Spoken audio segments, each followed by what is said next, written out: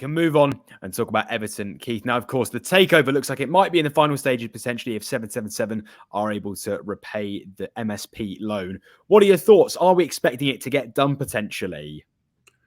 Wow, this is, as we know, been dragging on nearly 8 months now, and the club, as recently as yesterday, maintains that this is still going to happen, and they're working constructively with 777 to make this happen, and that it will close. Other reports coming out recently have said that no, they've now gone to Deloitte, their advisors, and they're also going out trying to find other new buyers to come in there, whether they be sovereign wealth funds, etc., or other groups. So conflicting opinions. There's no doubt it's the time is running out pretty quickly for a solution. Certainly, all that I've been thinking is that anybody would have come in probably a little bit before now, but Everton's belief in 777 has precluded that. And so we're now running into a stage where it's becoming either them or nothing. And then interest has been piling up every week. The debt has been getting bigger each week.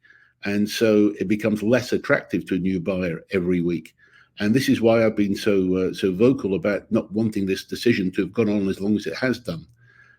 So it's still possible. In my own workings, I see there is a way that a new investor can come in.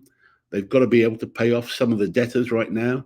And there still is a way that they could go forward with that new stadium. If the club stays up this year and next year, then I think the new stadium with the new revenue streams could give Everton the stability it craves. But it would take somebody to be able to reorganise the debt onto a longer-term repayment schedule. And there are some people out there that will definitely do that. So I'm still hopeful. But as I say, every day that goes by, that window of opportunity is closing. In terms of potentially fresh reports, Keith, of interested parties, do you think from an objective point of view, as you said, 8 months, we've spoken about Sir Jim Ratcliffe in previous weeks, do 777 deserve the credit for sticking around and the fact they've gone through this rigorous process, which has lasted far longer than we expected? Or actually, would it just be better at this point to kind of cut ties and move on? It seems to be that they do deserve some credit for funding the amount of money they put into running the club at the moment. However, if that's been at the cost of precluding other potentially stronger buyers coming in, then it will have been dangerous. And only Mr. Mashiri will know the answers to those sort of questions as to what could have been done.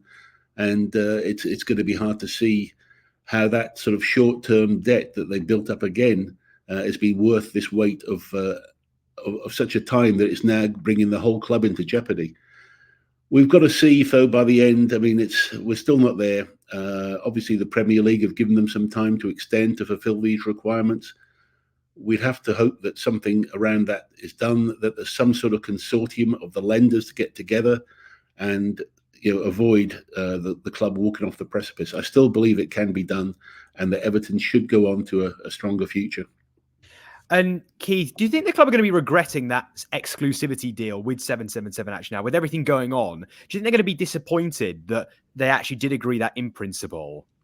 I think you have to do that with any potential buyer, otherwise they won't be interested. They have to know that once they've given their offer and the structure, then they have to be given an exclusive in which to operate. So I think that's quite normal. What has been wrong, as I've said, is the time that they've been given. I've always advocated that something like this should be for 3 months and then a short extension if needed to finalise the details as such. But certainly to drag on for 8 months is a real problem. And how do the Premier League resolve this for next season? What is the solution? Is it to stamp down and say it's 3 months or bust? Or actually, should there be a grace period where they say that you have 6 months? And actually, can you believe, Keith, it's gone on for 8? I mean, it just seems quite remarkable that every week we talk about it, there is still yet no conclusion.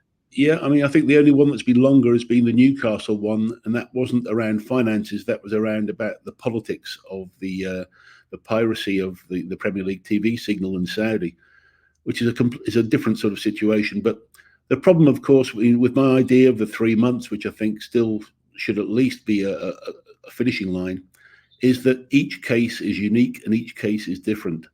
However, there is enough potential buyers with clean funds, the source of funds, the access to funds, that should be able to be organised in 3 months. Certainly, I can't remember exactly how long it took to buy Chelsea, but actually it wasn't that long a period once the decision had been made who the buyer was to get the thing closed. So it can be done. These are now very complex financial transactions. The clubs are involved in complex debt situations, future forecasts. We've got the added situation here of a new stadium being built and the sale of an old one. So they are complex transactions, and I understand that. But nevertheless, there should be able to be put in place the necessary guarantees within 3 months, and the people themselves checked out to be seen to be okay. And I think that's a good period of time to start with 3, and then work on extensions as needed. If there is something clear and definitive, and again, time deadlines put on those. So I think you'd want to expedite it. Certainly, it should be no longer than 6 months. That's way too long in my opinion. So I think 3 to 4 should be that step. Otherwise, move on, reopen the market and the bidding. And if you had to make a prediction now, Keith, do you think that is going to get done? Can you see it over the next few weeks potentially happening? Or do you see it being that there might be new investors to come in and it's a big U-turn from where we are now? Well, last week I really thought it was going to get done. I thought 777 had found other potential bidders to come with them and create a sort of a consortium together that would make this work. I'm losing faith, in my own opinion, in that happening quickly.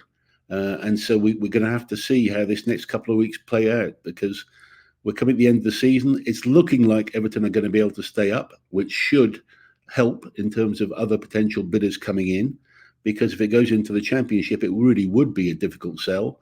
But I think if they do stay up, if they can get something out the next few games, then we'll see what happens. But certainly I've had to downgrade my expectation even from last week.